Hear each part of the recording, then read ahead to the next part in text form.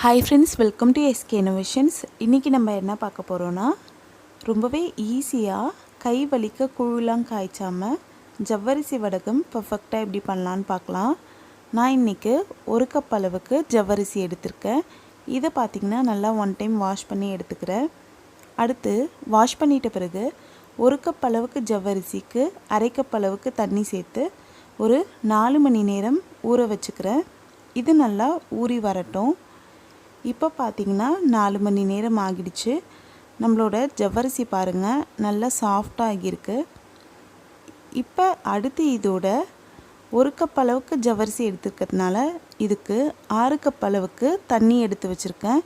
இந்த தண்ணியை நல்லா நம்ம கொதிக்க வச்சுக்கலாம். தண்ணி பார்த்திங்கன்னா நல்லா ஹீட் ஆகியிருக்கணும். அதாவது இந்த மாதிரி நல்லா பபிள்ஸ் வரணும்.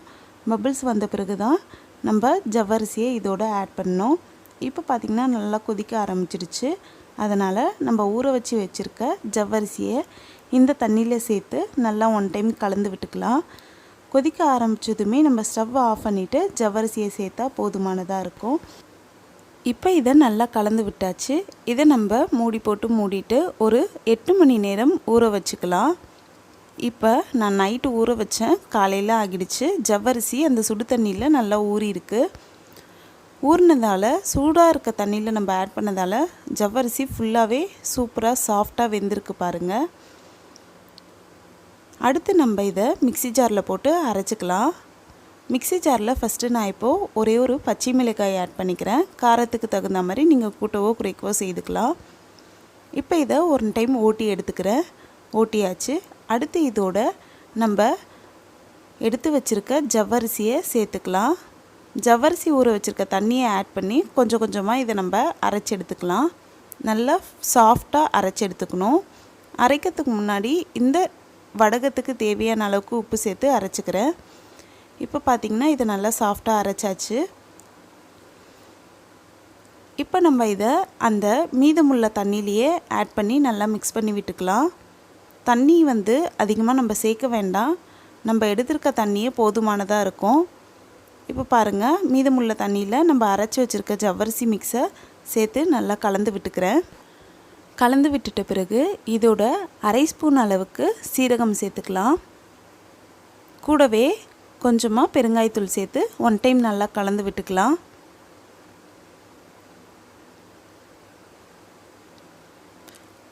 இப்போ இதை நல்லா கலந்தாச்சு. வேறு ஒரு பவுலுக்கு மாற்றிக்கிறேன். பாருங்கள், இந்த கன்சிஸ்டன்சியில் இருக்கும்.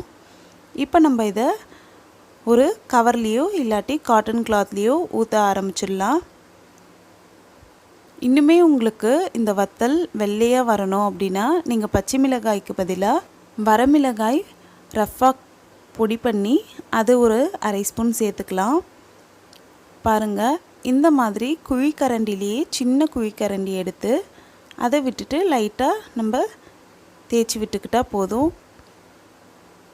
வத்தல் விடும்போது பார்த்திங்கன்னா ரொம்ப தின்னாக விட்டுடக்கூடாது. தின்னாக விட்டால் உடஞ்சி வந்துடும். அதனால் கொஞ்சம் திக்காக இருக்கிற மாதிரியே பார்த்துக்கோங்க.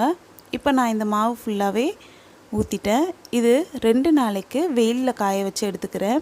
இப்போ பார்த்திங்கன்னா 2 நாள் ஆகிடுச்சு. நல்லா காஞ்சிருச்சு. வெயிலில் வைக்கவே இது நல்லா சுருங்கி வந்திருக்கு. நீங்கள் வீட்லேயே காய வச்சிங்கன்னா ரவுண்ட் ஷேப்புக்கு உங்களுக்கு கிடைக்கும், சுருங்காது. இப்போ இதை நம்ம எண்ணெயில் போட்டு பொரித்து பார்க்கலாம். பாருங்கள் எவ்வளோ சூப்பராக வருது. இதில் நம்ம சீரகமோ பெருங்காயமோ சேர்த்துக்கிறதுனால நல்ல மணமாக இருக்குது. சாப்பிட்றதுக்கு ரொம்பவே டேஸ்டியாக இருந்துச்சு. இனிமேல் ஜவ்வரிசி வத்தல் போடணுன்னா கூழ் காய்ச்சிட்டு டைம் எடுத்துக்கிட்டுலாம் இருக்கணும்னு அவசியமே இல்லை. இந்த சிம்பிளான முறையில் அழகாக நம்ம பர்ஃபெக்டாக செஞ்சு முடிச்சிடலாம். இந்த வீடியோ பிகினர்ஸ்க்கு ரொம்பவே ஹெல்ப்ஃபுல்லாக இருக்கும்னு நினைக்கிறேன். கண்டிப்பாக எல்லோரும் இந்த மெத்தடை ட்ரை பண்ணி 1 டைம் செய்து பாருங்கள். ரொம்பவே ஈஸியாக இருக்கும். இந்த வீடியோ உங்களுக்கு பிடிச்சிருந்தால் லைக் பண்ணுங்கள், உங்கள் ஃப்ரெண்ட்ஸோடு ஷேர் பண்ணுங்கள், அண்ட் எப்படி இருந்துச்சுன்னு கமெண்ட் பண்ணுங்கள். நம்ம சேனலில் ஃபஸ்ட் டைம் பார்க்குறீங்கன்னா மறக்காமல் சப்ஸ்கிரைப் பண்ணுங்கள். தேங்க்ஸ் ஃபார் வாட்சிங் ஃப்ரெண்ட்ஸ்.